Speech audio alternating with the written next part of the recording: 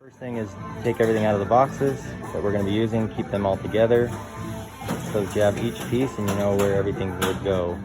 In the boxes that come together, so like this one, I added this cord to it, and I attached it to the base here. That one's just the gun, so I just put that in the holster, and that is going to be mounted to the base here. That will go inside of the base there. This part set up. Now they drilled 1.5 inch hole to make sure that that wire can get through, because this connection is about 1.5 inches wide. So you need a 1.5 inch hole there. And this is for the customers, obviously. Then we have another hole here. This is where the register is going to go. The hole will be right here, and all the wires will come up through that. So you're going to run your wires up behind that, and then they're going to go across the bottom of this.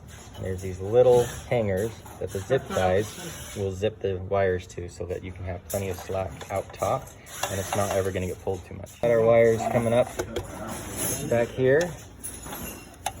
So, and then here's the printer, so that's going to mount right there and kind of hides everything.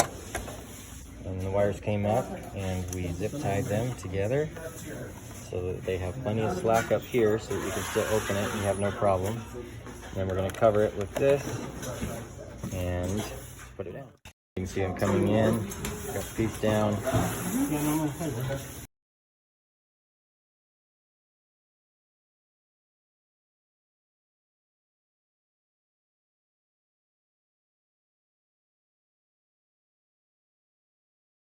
Now I got the cash drawer out, so we're going to remove this part of it so that we can access the inside to be able to screw it from the bottom up. So we're going to take off this bottom piece right here, and then we'll pop out the drawer. Removed off the bottom, you just pop open the drawer, and that can slide out, and you'll be able to slide the drawer out so that you have just the black metal casing to be able to screw to the underside of the countertop. When you're screwing a cash drawer, you want to try to line it up so it's even with the front edge of the countertop.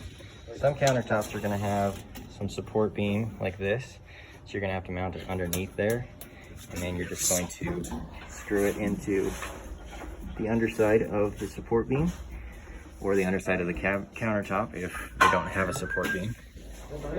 And that will do the front edge. You can see the back of it is going to be bouncy still, so we're going to put an L bracket that will mount to the underside and then also to the back of this. You want to make it so that the cash drawer slides slightly down so that when they pop it open, gravity will pull it out. If you have it the other way, then it's hard to get the drawer open.